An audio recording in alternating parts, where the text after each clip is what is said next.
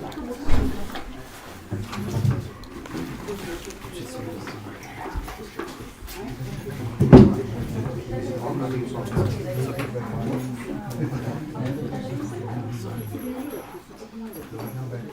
got this. We have a bit of this. How many people was it? It's the wrong direction.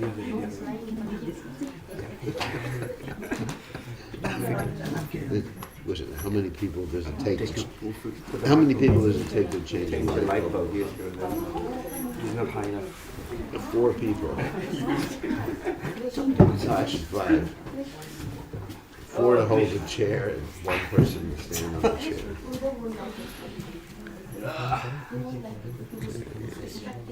All right.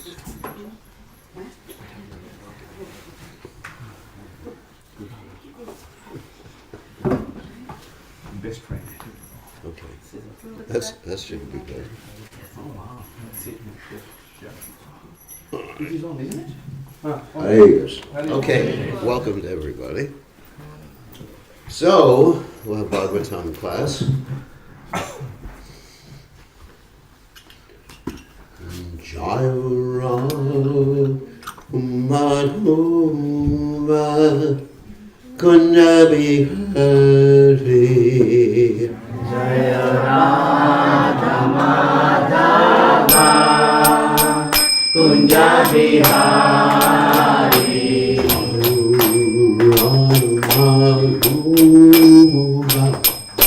Kunja Bihari Jaya Radha Madhava Kunja Bihari Janamanaka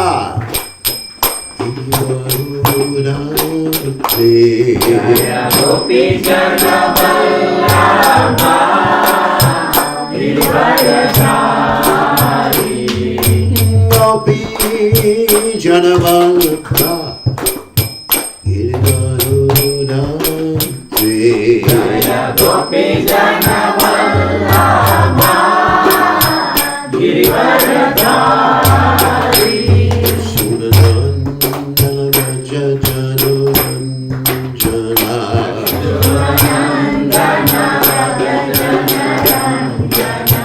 Sunanandana Jajananjana Muna Kira Vanachate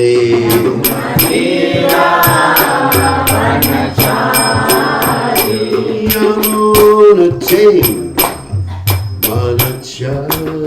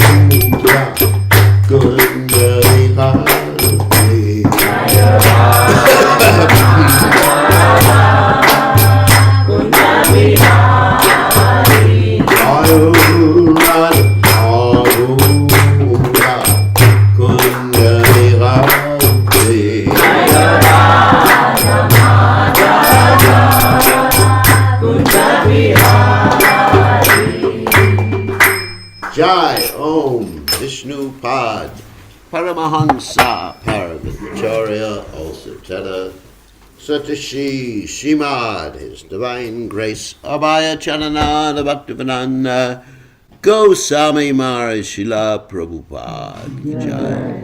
ISKCON Founder Acharya Srila Prabhupada Ki Jai. Ananta Koti Vaishnava Vrinda Ki Jai. Namacharya Srila Haridas Thakur Ki Jai. Prem Se Kaho Shri Krishna Chaitanya Prabhu Nityananda Shidwaita Gadadha Shri Vasudhi Gaur Bhakta Vrinda Ki Jai. Shri Shri Radha Krishna Gopi Gopinath Shai Mukunda Radhakunda Giri Govardhan Ki Jai. Vrindavanam Ki Jai. Mathuranam Ki Jai. Jagannath Swami Ki Jai. Manamai Ki Jai. Shrimati Lalasi Devi Ki Jai. Samaveda Bhakta Vrinda Ki Jai. Gaur Premalanda Hari. All glories to the assembled devotees. All glories to the assembled devotees. All glories to the assembled devotees. All glories to Shri Guru and Gauranga Shila Prabhupada Ki Jai. Nama Om Vishnupadaya Krishna Prasthaya Bhutale Srimati Bhaktivedanta Samaniti Namani Namaste Saraswati Devi Gauravani Pacharani Nivashesha Shunyavadi Pasyacha Dejatarni. So for those of you who have devices, which is probably everybody, we're reading from Srimad Bhagavatam, 3rd canto, 33rd chapter, text 7 now. Om Namo Bhagavate Vasudevaya. Om Namo Bhagavate Vasudevaya. Om Namo Bhagavate Vasudevaya. Om Namo Bhagavate Vasudevaya. Om Namo Bhagavate Vasudevaya. Om Namo Bhagavate Vasudevaya. Okay. Oh, another one. Haribol. Vata. Bata Shva. Vacho. Vacho Ato. Ato Kariha. Kariya Yash. Yash Jivagre. Jivagre Vartate. Vartate Nama. Nama Tubhyam. Tubhyam Tepus. Tepus Tepas. Tapas Te. Jehuvu. Jehuvu Sasnur. Sasnur Arya. Arya Ramanuchur. Ramanuchur Nama. Nama Grinante. Grinante Ye. Ye Te. Te Okay. Aho mata shvapa chato gariha.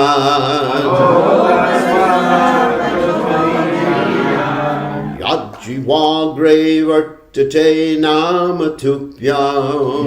Jivagre Vartate Nama Tubhyam Te pustapaste Jehuvu sashnurarya. Devastavaste Jehuvu Sasnaya Ramanuchur lama grinanti ete.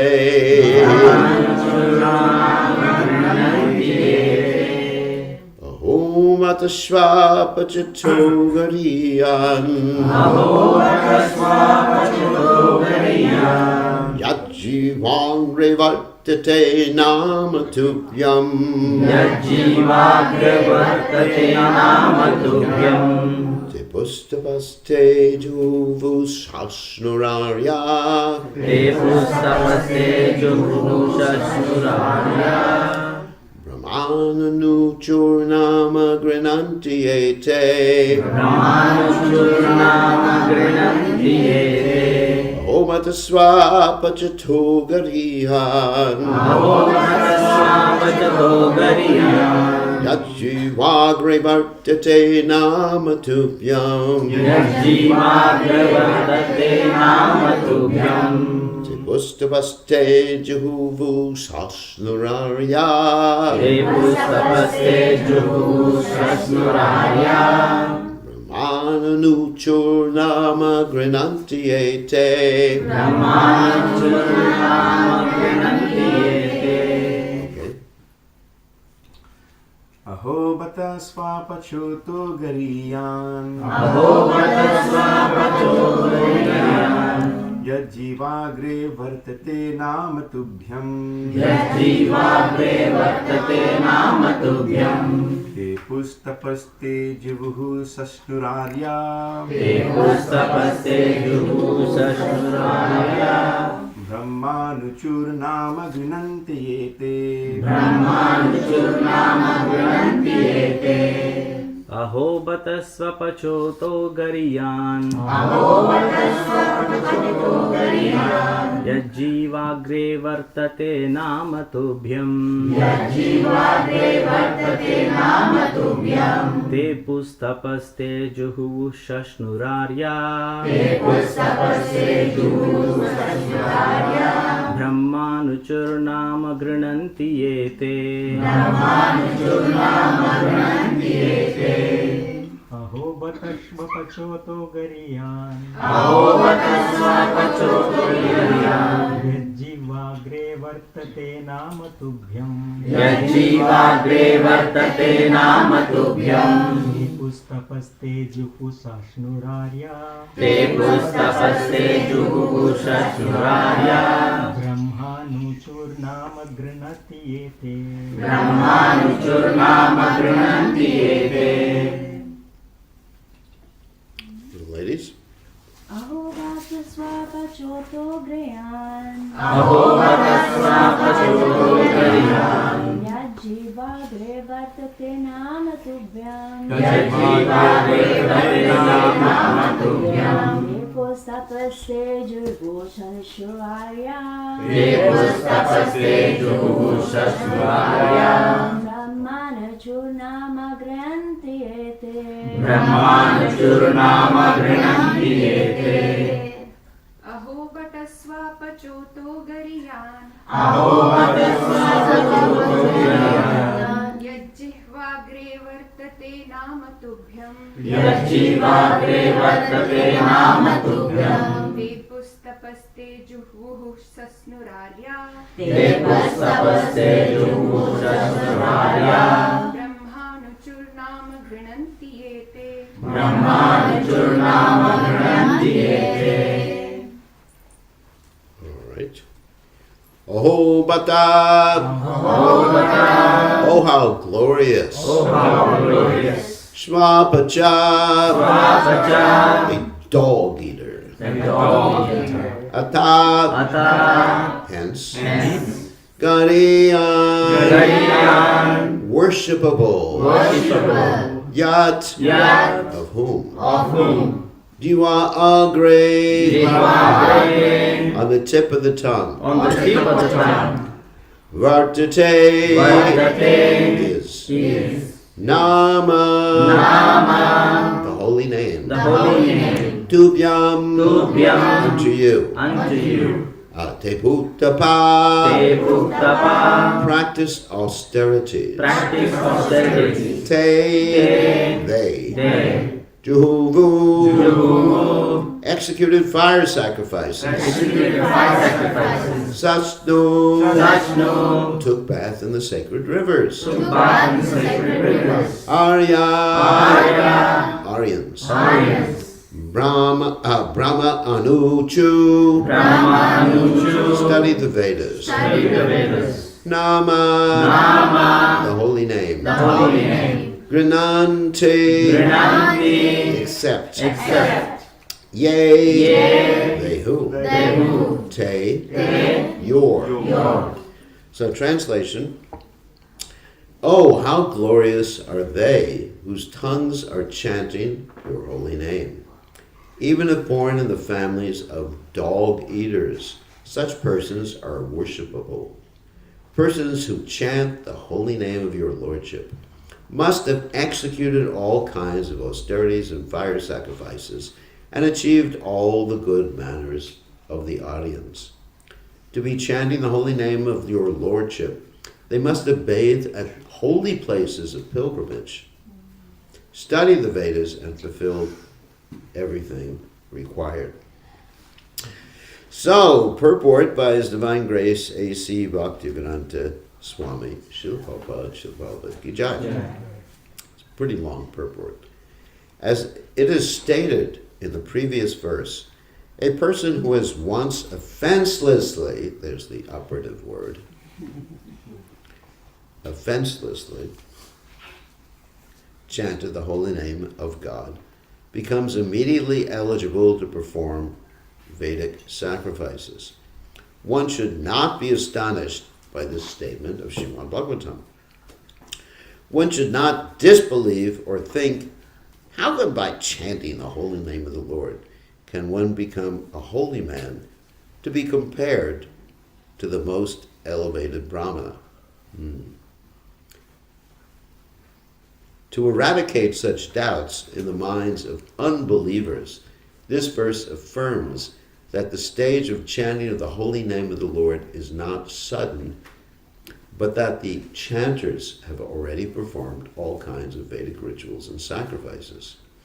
It is not very astonishing, for no one in this life can chant the holy name of the Lord unless he has passed all lower stages, such as performing the Vedic ritualistic sacrifices, studying the Vedas, and practicing good behavior like that of the Aryans.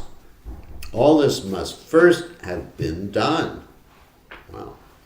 Just as a student in a law class is to be understood to have already graduated from general education, anyone who is engaged in the chanting of the holy name of the Lord, Hare Krishna, Krishna Krishna, Hare Hare, Hare Rama, Rama, Hare Hare, must have already passed all lower stages. It is said that those who simply chant the holy name with the tip of the tongue are glorious. One does not even have to chant the holy name and understand the whole procedure, namely the offensive stage, offenseless stage, and pure stage. If the holy name is sounded on the tip of the tongue, that is also sufficient. It is said herein that Nama, a singular number, one name, Krishna, or Rama, is sufficient. It is not that one has to chant all the holy names of the Lord. The holy names of the Lord are innumerable, and one does not have to chant all the names to prove that he has already undergone all the processes of Vedic ritualistic ceremonies. If one chants once only, it is to be understood that he has already passed all of the examinations, not to speak of those who are chanting always 24 hours a day. It is specifically said here, Tubhyam, unto you only. One must chant God's name not, as the Mayavadi philosophers say, any name, such as a demigod's name or the names of God's energies. Only the holy name of the Supreme Lord will be effective. Anyone who compares the holy name of the Supreme Lord to the names of the demigods is called Pashandi, or offender. I think I should stop part of the way in the purport and then we'll continue just to comment a little bit. So, Om Gana Tivedanga Gananjana Shakaya Chakshura Meditam Yena Tasmai Shigurve Namaha. So Prabhupada makes the reference here to anyone who chants the holy, who compares the holy name of the Supreme Lord to the names of the demigods, is called a Pashandi, or an offender, and actually Prabhupada is indirectly referring to this verse. Yastu Narayanam Devam Brahma Rudra Hidaivata Samitpayanaiva Viksheta Sapashandi Bhavet Dhruvam. This is actually a verse, actually it's in the Bhagavatam, and it's also in the Vishnu Purana too.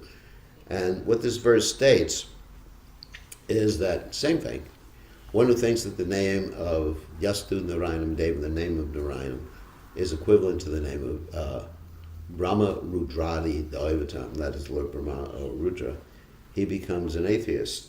And so one has to, as a side note, we have to be careful how we use these verses. I have experienced, because many years ago I used to be very fanatic in Krishna consciousness, and right now I'm not so fanatic. Fanatic with my own practices, but also trying to be compassionate with others. I used to go into the Hindu centers, and this is one of the first verses I would quote.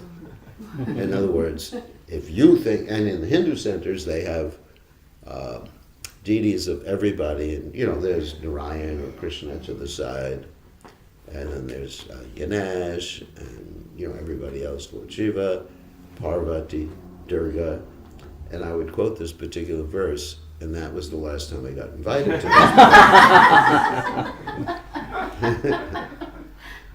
this. The first thing you do, you go in and you offend everybody. So it's also important not to offend people. And Prabhupada would say these things in class or in the purport, but when he was talking one-to-one with people, he actually wouldn't quote these verses right in their faces. Because sometimes Prabhupada would do that. Like one time Prabhupada was talking to a professor, and the professor was a professor of Sanskrit. And Prabhupada just said, you're a rascal. He just called him a rascal. And the professor took it, because Prabhupada had that particular discrimination on how to deal with people. And also Prabhupada, because he was older, he was able to deal like that. So another thing Prabhupada says here in the purport, in the beginning of the purport, that one should not disbelieve or think how by chanting the holy name of the Lord can one become a holy man to be compared to the most elevated Brahmana. So it reminds me of this discussion that was had in the assembly house of what's called the Majumdras, which basically that's the family of Hiranya and Govardhan, who were the father and uncle of Raghunath Das Goswami. So in this particular assembly, Haridas Thakur was called, and Haridas Thakur was speaking so much glorification of the holy name of the Lord. And he made the statement that even by Namabas chanting, now Namabas chanting is not offensive chanting.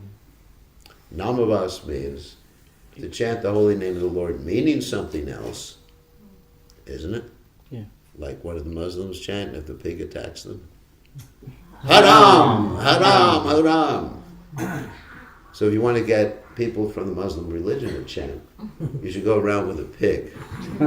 You should get one of these Vietnamese little pygmy pigs.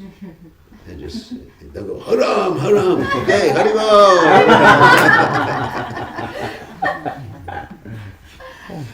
That's a good way to preach to Muslims. You don't have to tell them to chant, they'll automatically chant. Haram, haram, haram. Very nice. So that's our preaching strategy. So Haridas Thakur stated that even inadvertently meaning something else, which is obviously haram means horrible, or combining two syllables together, or joking, or even derisively, like Jarasandha did, then one becomes completely free of sinful activities, free of karma. Liberated. Wow, you get liberated. Now, I'll explain what liberation means in a second, after I tell the story. So, basically, this one so-called intellectual, Gopal Chakravarti, disagreed with Haridas Thakur. He said, basically he said, this is nonsense. And they had this argument back and forth. Of course, Haridas Thakur wasn't arguing, he was just quoting from Shastra. And this Gopal Chakravarti got so upset with Haridas Thakur, he said, look, if you were wrong, I'm going to chop your nose off. And Haridas Thakur was so convinced about the holy name of the Lord, that he said, if I'm wrong, I'll take my own nose off. So this Gopal Chakravarti, he actually lost his nose because he got leprosy in his nose. It's described he was very beautiful, very handsome, and his nose just melted off, and his fingers just melted off. So obviously that proves the whole point. Incidentally, Haridas Thakur, because I've been reading this biography, which I mentioned before, was actually quite educated in the Shastras. Actually, in spite of being born in a Muslim family, he could actually quote basically all the Vedic literatures and whatever needs to be quoted to present the Vaishnava philosophy. So he was basically giving class sometime to the other Vaishnavas. Bhagavatam class or classes in Vaishnavism to the other Vaishnavas. Very interesting, isn't it? Yeah. So anyway, that's one point for what we read so far. So let's continue reading the purport. The holy name has to be chanted to please the Supreme Lord and not for any sense gratification. Actually, I said I would talk about one thing. Yeah, so the point is, Namavas chanting is actually offenseless. It's not offensive chanting, just like Ajamil, he was chanting. And that was offenseless because he wasn't thinking, that I'm going to overcome my sins by chanting. That was one of the offenses on chanting. So, we'll continue. The holy name has to be chanted to please the Supreme Lord and not for any sense gratification or professional purpose. That means sometimes you have people who chant and that's how they make a living. As we know, in the Brahminical culture, a Brahmana is prohibited from charging for his Brahminical activities. Just recently I was in Fiji, one of your favorite countries for some of you, and there were some Brahmanas, even members of ISKCON, who had just like a price list for their doing different activities, like the samskaras. Like if you wanted to have if you want to have namakarana for your kid, or if you wanted to have griha pravesh for your house, it was like 1,000 Fijian dollars, very expensive. And so there was one Brahmana who was doing that, and there was another Brahmana who didn't charge at all. Fortunately, the Brahmin who didn't charge at all was my disciple. And the other Brahmin wasn't my disciple. So, anyway, the Brahmin who was charging got really angry and tried to criticize the other Brahmin because there's competition. He's thinking there's competition. Brahmana never thinks there's competition. A Brahmana is very happy if someone's getting proper instruction. So in other words, when one accepts money for their chanting or preaching Krishna consciousness, it sort of nullifies, well, it doesn't nullify the holy name, but it just nullifies the spiritual effect of their preaching. I mean, the holy name is never nullified. But also, if you accept the holy name in a way from someone who is not pure, someone who particularly is not following the regulated principles, or particularly is engaged in some gross sinful activity, then that can actually contaminate your mind according to the Vedic literatures. First of all, sampradaya vinaya mantras te nishpala mata. This mantra must be received in sampradaya. And secondly, a Vaishnava makod girnam putam hadikatam ritam shabana naiva kartavyam sarpo chastiyatapayam. That one should not hear Krishna Katha from a non-Vaishnava or the mantra from a non-Vaishnava because it will have poisonous effects. Now you may say, how can the mantra have poisonous effects? The mantra doesn't have poison effects. Just like the Ganges never has poisonous effects. The Ganges is always pure. But if you see something impure floating in the Ganges, like a dead body or a piece of stool, you don't pick it up. because you'll become contaminated by it. You understand? Ganges water is always pure. Yeah. But if you get the stool at the same time, let's say you get I hate to use this expression or this example, if you get a pot of Ganges water and there's a piece of stool floating in it, and you drink the whole, Oh sorry. my God. forget I used that particular example. You become sick. So anyway, so really you have to understand that we should hear the holy name from the lips of someone who is following purely and someone who is not a professional chanter. And sometimes you have these people, we talked about this yesterday, who chant. I make sure they're very good from a musical standpoint, very good professional chanters, but they eat meat. And the devotees listen to them. You know, you go into a devotee's house, or you go to the temple, and they're listening to, I'm not going to mention any names. If you want to find out, you can ask me privately later. They go into a devotee's house, and they hear the chanting of this person, and they just think it's wonderful. It's not. Yeah. Because you're getting milk touched by the lips of a serpent. Sarpo chista yatampayam. So, anyway, so we'll continue.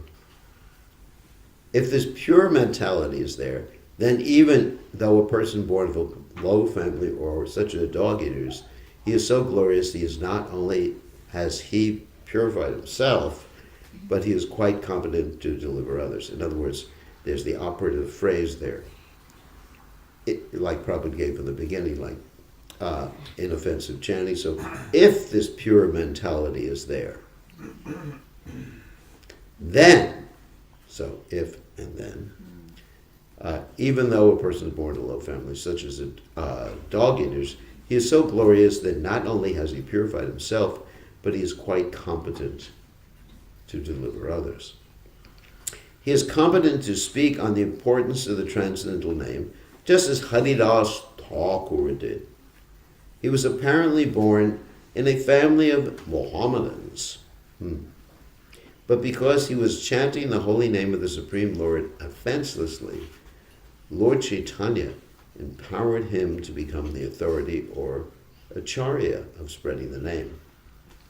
It did not matter that he was born in a family which was not following the Vedic rules and regulations. Chaitanya Mahaprabhu and Advaita Prabhu accepted him as an authority because he was offenselessly chanting the name of the Lord. Authorities like Advaita Prabhu and Lord Chaitanya immediately accepted that he had already performed all kinds of austerities and studied the Vedas and performed all sacrifices. So there's actually interesting stories about this. Of course, Chaitanya Mahaprabhu did something with Haridas Thakur that he never did with any other devotee. Does anyone know? He danced with the body of Haridas Thakur. Now, normally bodies are considered, very impure. And even recently, we had some discussion, here's Fiji again. The devotees wanted to there was a devotee who passed away and they wanted to bring his body into the temple. And I said, no.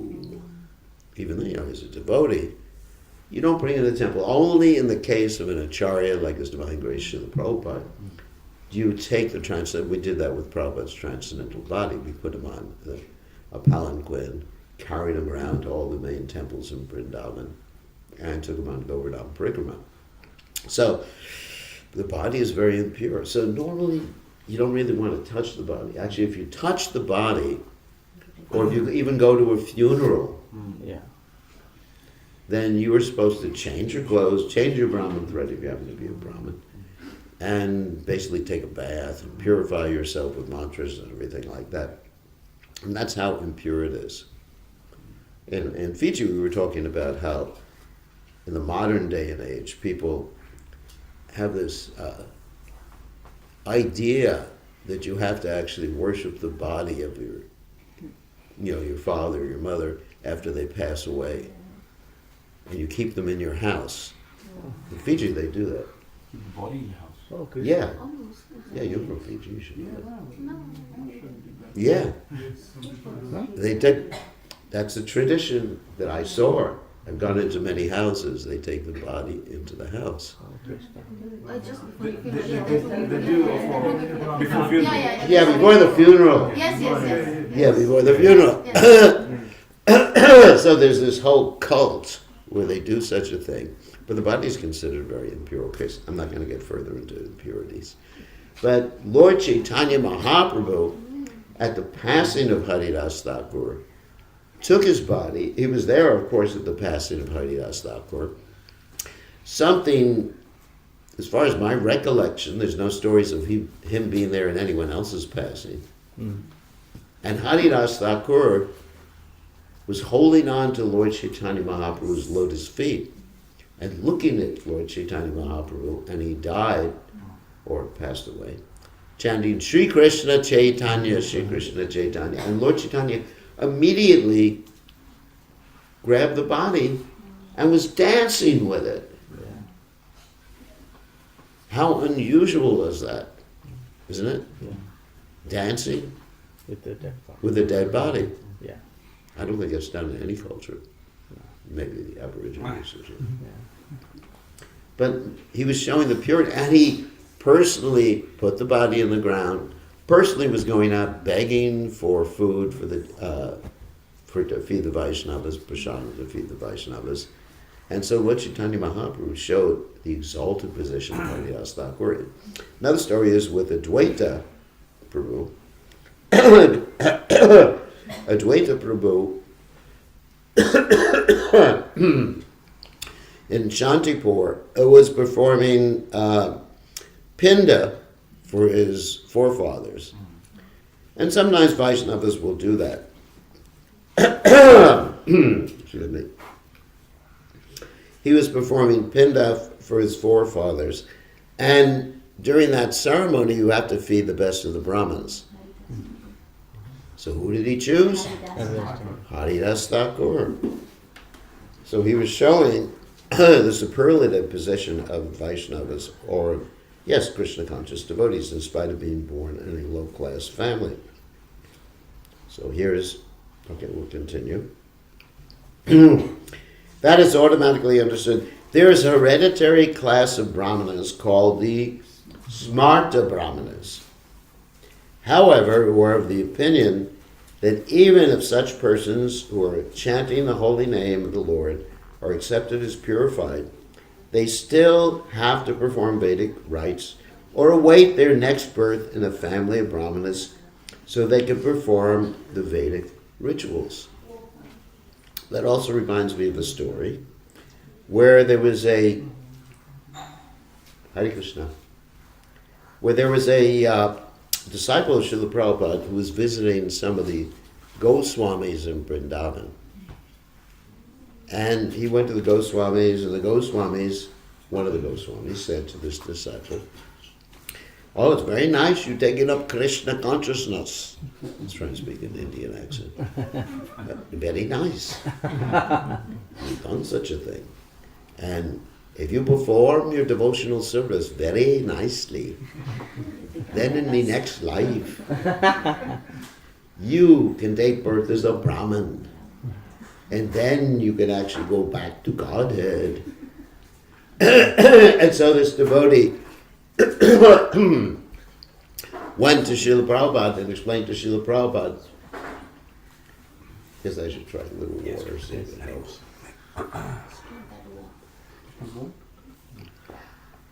All right. This devotee went to Srila Prabhupada and explained to Srila Prabhupada what this Goswami had said. Now we're talking about the Goswami not in terms of sannyasi. They're the families of the Goswamis. And they took over the temples in Vrindavan. They're actually descendants of the original pujaris who were assigned by the 6 Goswamis of Vrindavan. So they consider themselves very elevated. And in spite, sometimes they smoke biddies and things like that. I mean, there's that other story where the devotees were taking prasadam in the Radha Damodar temple, and the Goswami was in charge of the Radha Damodara temple, was giving the prasadam, but he would not eat what they cooked. So anyway, so he was serving prasadam, and then he went behind the door to hide himself and take a little, what's called Indian cigarette. And the devotees he wasn't hiding completely, the devotees happened to see him. And one of the devotees started laughing and said, Prabhupada, he's smoking. So, anyway, so this is the hereditary class of brahmanas, the Sparta brahmanas. And getting back to the story, so one of them told this disciple of Prabhupada that you have to do all these things. You take birth as a Brahmin next life, and then after that you can go back to Godhead. And he told us to Prabhupada, and Prabhupada said, you can go back and tell him that if he executes all his Brahminical activities properly, then his next life he can join the Krishna consciousness. Go back to Godhead. Which is crazy. But actually, Prabhupada said, it's not the case. Such a man does not need to wait for the next birth to become purified. He is at once purified. It is understood that he has already performed all sorts of rites. It is the so-called brahmanas who actually have to undergo different kinds of austerities before reaching that point of purification, which is the same thing Prabhupada said to the devotee. There are many other Vedic performances which are not described here. All such Vedic rituals have been already performed by the chanters of the holy name. The word Juhu means that the chanters of the holy name have already performed all kinds of sacrifices. Sasnu means that they have already traveled to all the holy places of pilgrimage and taken part in purificatory activities at those places. They are called Arya because they have already finished all these requirements.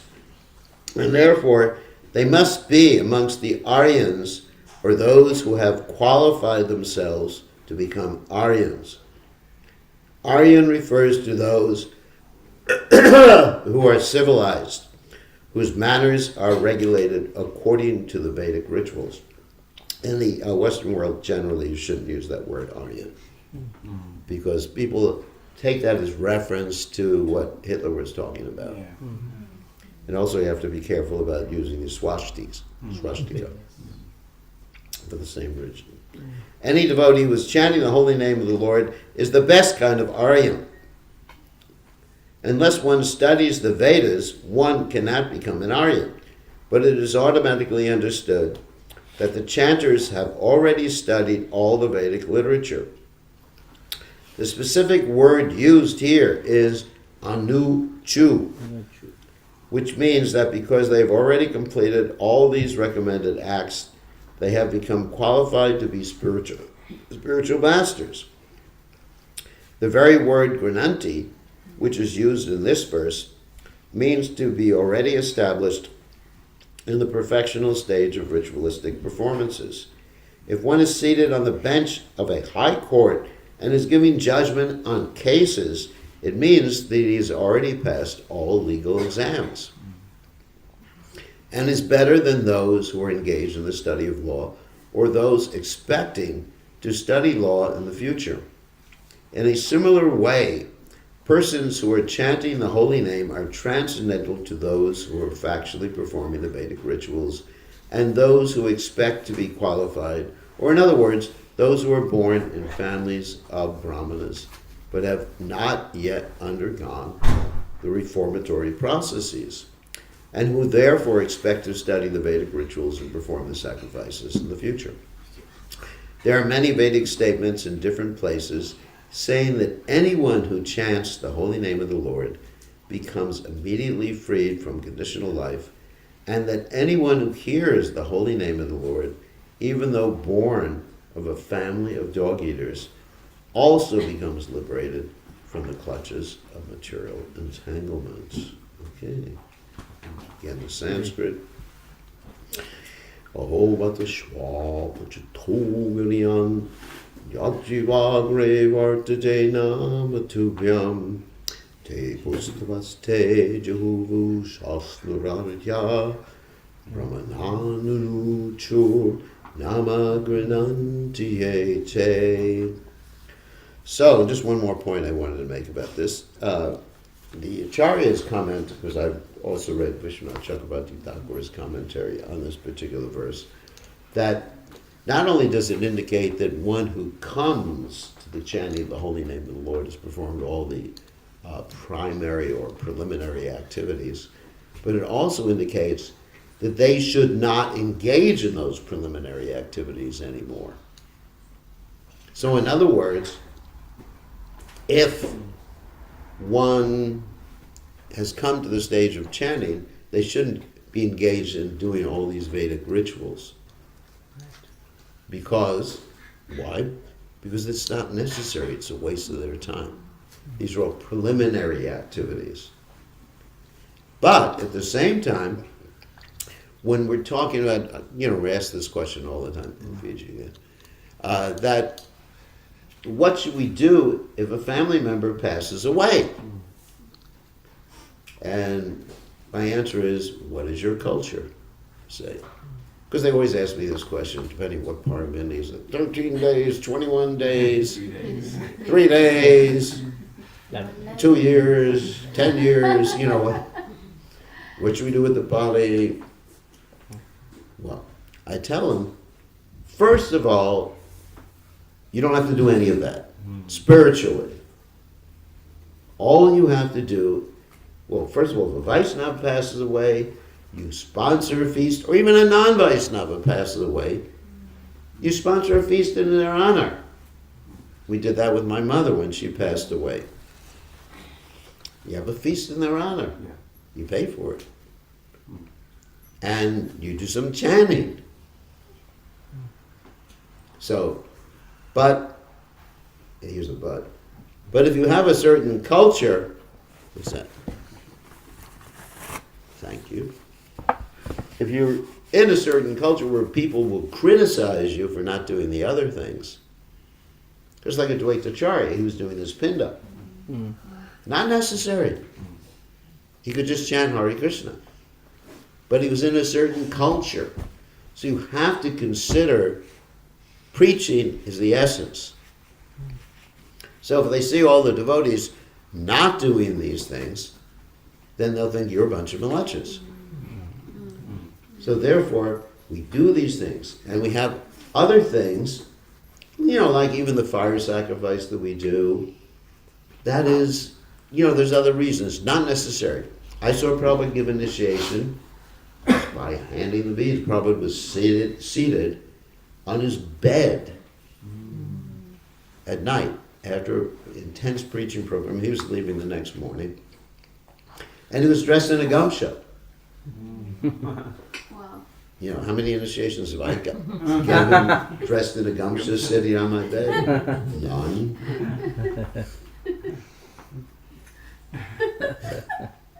And so Prabhupada handed out the beads to everybody. He said, your name. It was funny. He handed the names of one devotee, and the devotee didn't know any better. He got the beads with his left hand. And Prabhupada said, no. And the devotee and Prabhupada took the beads back. And the devotee said, oh my God, I lost my initiation. Prabhupada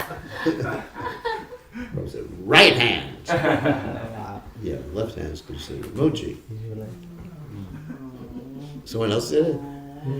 Just visualizing Gurudev in your The experience. left hand, right? These were all new devotees. As they say, they were wet behind the ears, which means, you understand what that means. Green. Anyway, so Prabhupada gave initiation, and they were initiated. Wow. No fire sacrifice. Of course, they took their vows in front of Prabhupada. But the main point is taking the vows and getting the holy name from the spiritual master. A little more water. Thank you, sir. The main point is getting the holy name from the spiritual master. So Prabhupada did it in a very simple way. So why do we do fire sacrifices? Although that's not the Does it have marigold? No, it's not. It's not the flowers. It's me. So, happens in the morning sometimes, not in the evening. So, why did we do that? Well, or why do we have elaborate marriages in ISKCON? Why don't we just do what? Exchange garlands? Hey, you're married, buddy. So people take it more seriously, and they chant more Hare Krishna too. You know, that's why you have all these rituals, because basically initiation and marriage entails promises. And you make the promises before the spiritual master, before Krishna, before the other Vaishnavas. I mean, that's the essence of it. But you add all these things, which are not necessary in Kali Yuga. But you have to consider, you know, people's psychology, and also you have to consider the culture that people are in. Like Prabhupada in Vrindavan, when he installed the deities, he called for the ritualistic brahmanas. And they were chanting all these different mantras. Prabhupada said later, privately, to the devotees, that didn't have anything to do with the installation of the deities. The installation of the deities was accomplished by the Harinam Sankirtan. In fact, it's described that if you compare the chanting of the holy name, to all the holy places, to all the Vedic rituals, even if you compare it, you're rascal. Yeah, it's an offense. Yeah.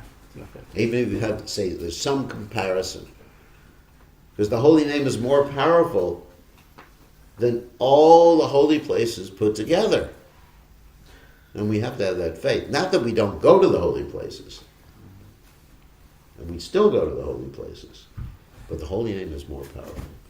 So we have to have that conviction. The holy name is everything.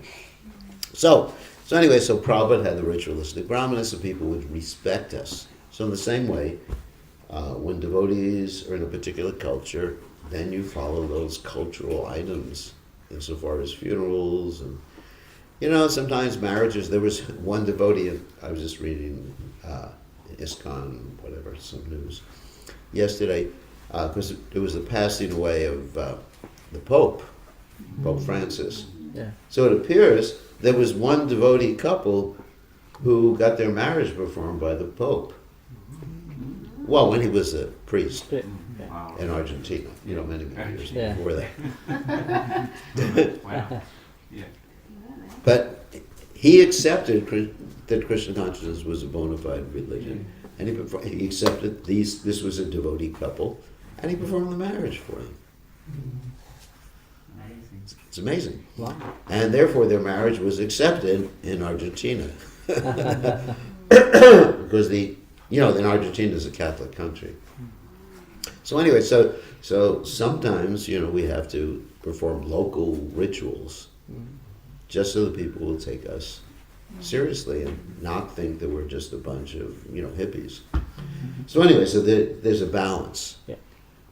Personally, practically, spiritually, you don't have to do any of those things. But practically, you do. Anyway. All right, so any questions or comments? Yes. No, you go. Yes. No, 3 questions. Okay. Eating I meaty. count it. Yeah. Okay, ladies first. So in the purport class mentioned the Aryans stay amongst the Aryans. Slight contradiction. Then in the verse that doesn't become something manasa. So we also think that we believe that it's a place of pilgrimage for the crows. Do we think who's a crow? The place of pilgrimage for the crows. Yeah. Right? Well, place of pilgrimage for the crows. Well, Yes, so, right, so, and then the slight contradiction here is that devotees believe, however, they like to give association.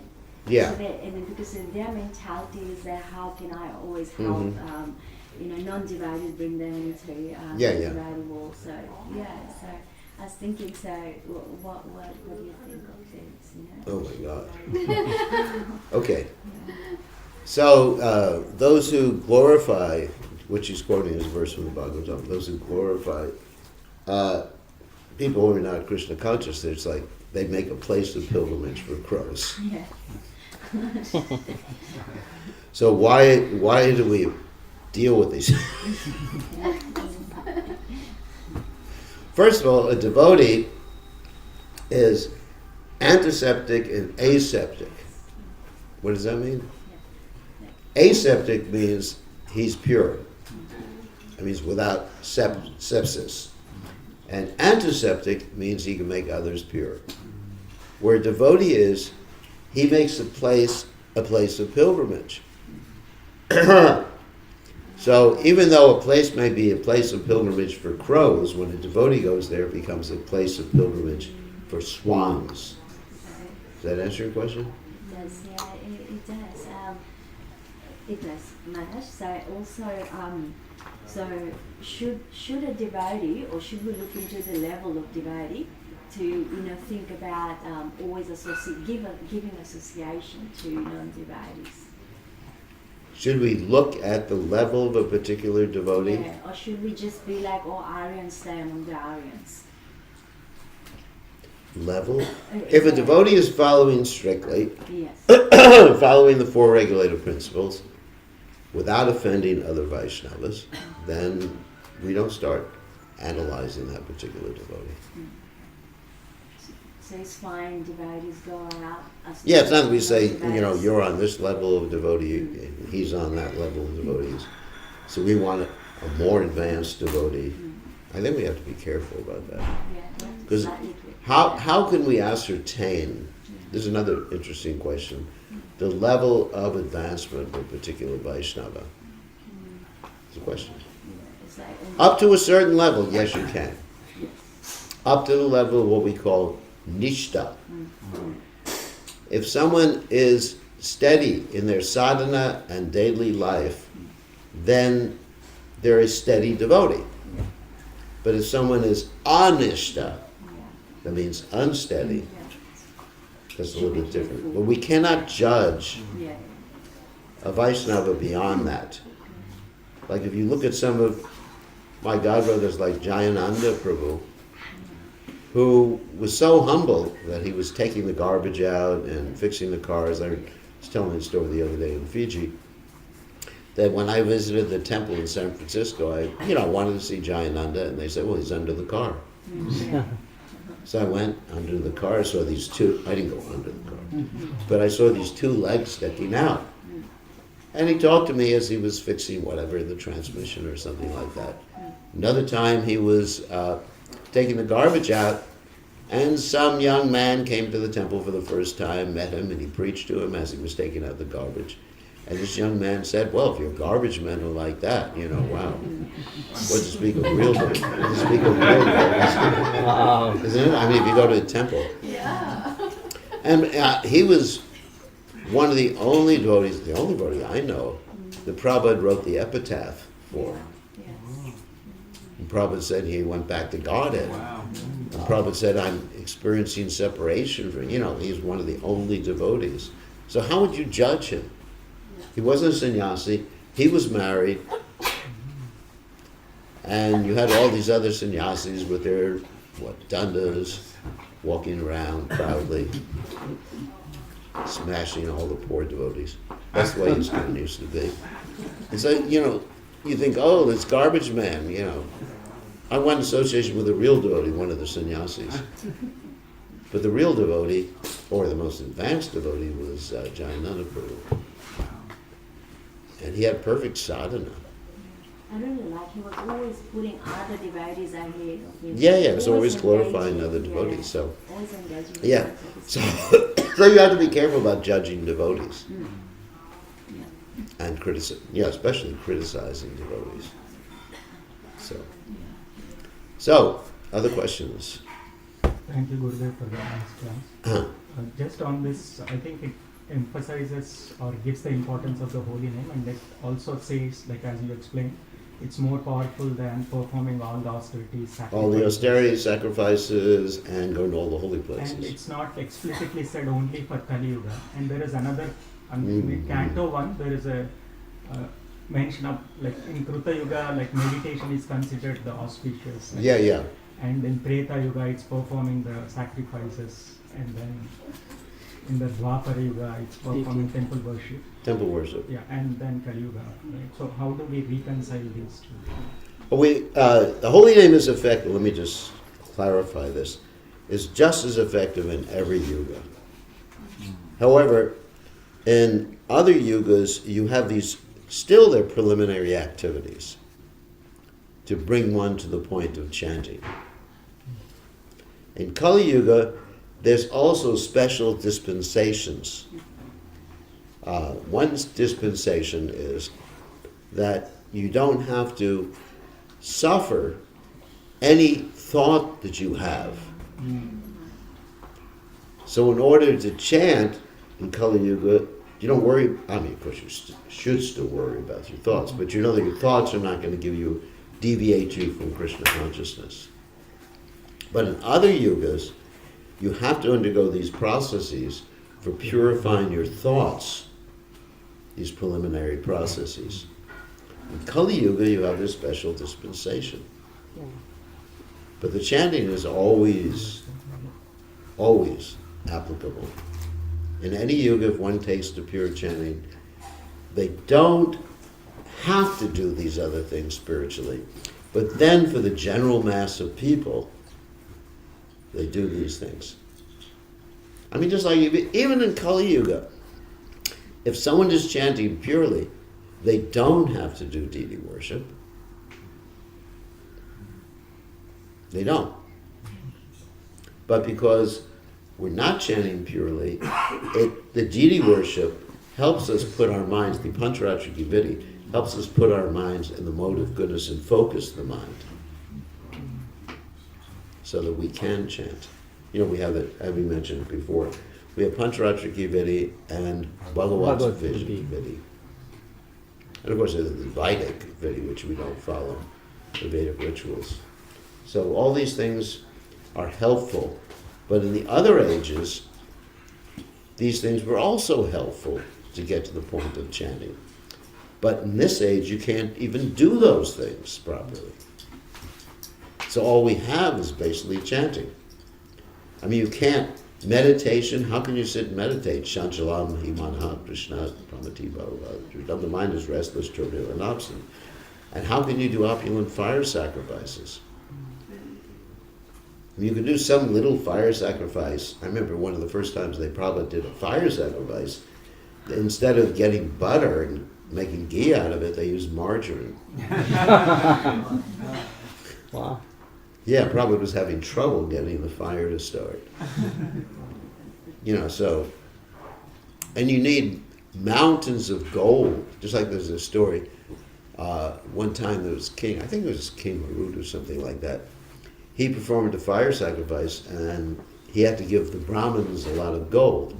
And the Brahmanas, they were actually Brahmanas, so they didn't want to take all the gold with them because they would have drowned crossing the river too.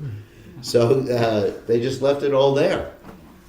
So when Yudhisthira Maharaj had to perform a sacrifice after the battle of Kurukshetra was over, he had no money, so he sent the Pandavas, Arjuna in particular, that's why he's called Dhananjaya, to this place of the sacrifice, and he brought back all the gold. So who has all that gold? I mean, in order to do these things properly, you have to have gold, you have to have the strength of mind to meditate, of course in Satya Yuga, or you have to have this really opulent deity worship. Prabhupada, I mean nowadays of course ISKCON is becoming more sophisticated with its deity worship, but the way Prabhupada did the deity worship was very simple. If you actually see, and I'm not suggesting this, but if you that we do it, if you actually see Prabhupada doing the first arati for the deities, he was wearing a kurta. Yeah. So, I saw that in Dallas, Texas, and also Vrindavan. And so ISKCON right now is becoming much more complex and sophisticated with all these different procedures. My question is it necessary or is it not necessary, and it will actually preclude a lot of devotees from engaging in that activity? Because Prabhupada's business was the KISS philosophy. Keep it simple, sadhu. Oh, Not the other way. I was thinking that you did. Keep it simple, because he wanted people to join the movement. If you put so many barriers, if worshiping the deity is such a high barrier, you have to take like a 1-year course in all the mantras. I mean, I remember, just one thing I noticed, even here, when the devotees do the ajman, they have this thing they put on their head, they put on their feet. Yeah. The way Prabhupada, he just sipped 3 sips from the root of the palm. That's it, yeah. That's all Prabhupada did. And as Prabhupada's disciple, for me, if it's good enough for Prabhupada, it's good enough for me. I just want to chant Hare Krishna and make my life simple. Prabhupada says simple living and high thinking. If I get, personally, if I get too much, I have to learn all these different mantras and mudras, the what is it? Acha, Kurma, all those things like that. Then even Nishinga Kavacha, our deity worship minister, said we don't want to introduce mudras. But even though they do it in so many temples, so people have this propensity to make everything just so complicated. Very complicated. Take initiation, you have to be a pure devotee. What to speak of? Second initiation, you not only have to become a pure devotee, but you have to get $1 million to build a new temple. Then you get recommended. I mean, everything gets so complicated. We want the whole world to become Krishna conscious, isn't it? Like I said, Prabhupada sat down in his gamcha and he gave initiation to people. I'm not saying we should do that, that's not my suggestion. But Prabhupada kept everything simple because he wanted everyone to feel like comfortable in the Krishna consciousness movement. Because the chanting is everything. That's the point. That's the center. That's what we're called the Hare Krishna movement. We're not going to call it the Yajna movement, isn't it? Or the Vedic movement, or the Hatha Yoga, whatever. We call the Hare Krishna movement. And, we do wonderful things like Ratha Yatra to get people to chant Hare Krishna. Imagine if you had Ratha Yatra and you weren't chanting. What's the use of it? What's the purpose? Yeah. I mean, just like one time we did a tour of India, when I was a young kid. We took devotees on a tour of India. So we stopped at one temple and they offered, you could stay overnight in the temple. And I thought, it'd be nice to go to the Mangalarti. So, of course, they just gave me a wooden flat to lie on. I was sannyasi, they still. Whatever, I didn't complain, because I was young. Anyway, so we got up for Mangalarti, and all it was gongs. And the gongs were so loud that it was actually affecting my stomach. Vibration, The vibration was like that. I just had to run out of Mangalarti. And then also we went into Shirachori Gopinath temple in Ramuna. We went to Mangalarti there. And also it was gongs, but at that point I had 30 devotees with me. So we just took over their Mangalarti and started chanting. Yeah. So we have to really understand the importance of the chanting. Everything is there in chanting. We should be chanting 24 hours a day. I mean, just like this morning, I woke up. Of course I woke up. But, so anyway, so I woke up and, I did, bathing, ablutions, whatever. But the whole time I was chanting. I was in the shower going Hare Krishna, Krishna. And, I didn't have my cartels or my guitar in the shower. It wasn't appropriate, but anyway. But I was just chanting. putting in, of course, Tilak chant the Tilak mantras, putting on my clothes, Hare Krishna, Krishna Krishna, Hare Hare. And that way, when my rounds came down to chant my rounds, the mind was much more focused. Yes. So that's the point. And even, if I go into the temple to do deity worship, and they have all these mantras there, I just chant Hare Krishna because Hare Krishna mantra contains everything else. And the one time, we've mentioned this before here in Sydney, but when I had to do everything in a very complicated way during the installation of the deities in Suva, Fiji, I just told Nishant Gavachi, you got to sit at my feet. And I said, how many circles do I do? Because normally I just think, Krishna, please accept this. I don't go. I studied mathematics, so I know how to count. It's not above my pay grade, so. But I thought, if I start counting, I can't give from my heart. Yes. That's right. Isn't it? If I start doing that, that's all I'm going to think of. And a 1, and a 2, and a 3, and a 4. Okay, how many times? 3 times doing that. Okay. So I just, I have the correct order. At least I do that properly. It's not that I offer the fan in the beginning. I'm not that bad. But I asked him, what do I do now? Because he was watching. When people watching. 100% true. And they're counting for you. They're counting. Yeah, Judging you. they're judging me. They're So- counting. Yeah, they're judging me. Yeah. They're checking on you. It's checking. Sometimes you go in these temples and that head pujari is looking at you and judging you. You did too many circles. And Krishna says, Bhakti-mama abhishanti yavinyasyas. And then also Krishna says, that ananyas chintaya indamam yajunak paribhasate hesham lejbhitam yamasha. I preserve. I'll carry what they like. Of course, don't try to make Krishna your servant. Actually, I had experience of this yesterday when I tried to make Krishna my servant, and Krishna smashed me. I was taking a walk in the far end of the park. It really started to rain, and I said, "Oh, there was a little canopy there." So I went under it and I thought, "Krishna, you're so kind. You will always protect me in every circumstance, even from the rain." Wow, it's so nice to have Krishna at my side. So then I walk out of there when the rain stops, got to the street, to cross the street. And there's Naveen there. He says, "You want to ride back to the temple?" And I said, "No, Krishna's been protecting me." Because the rain had stopped. So I was thinking, Krishna did it once, he has to do it again. So I get out. So I said, "You can go back home.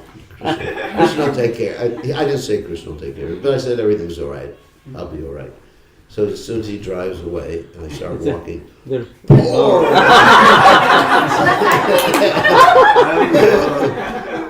and then Krishna, why did you do this?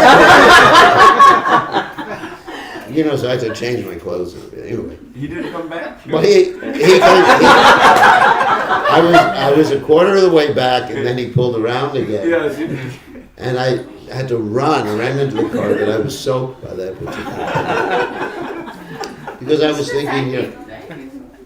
was thinking, Krishna, you're taking care of me. I'm your devotee. I don't have to worry about anything. But Krishna was saying, "You rascal, didn't you see the car I saw?"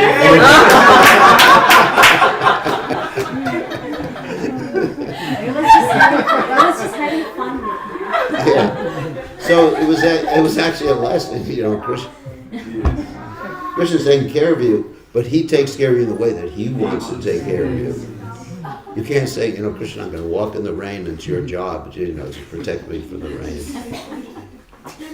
So we have to be careful. Anyway. So on that happy note, English Rhyme class. Yes. All glories to His divine grace, Srila Prabhupada, Srila Prabhupada,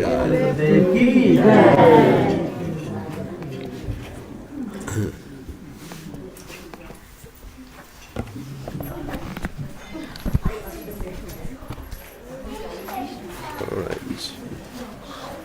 Whoops, what happened here?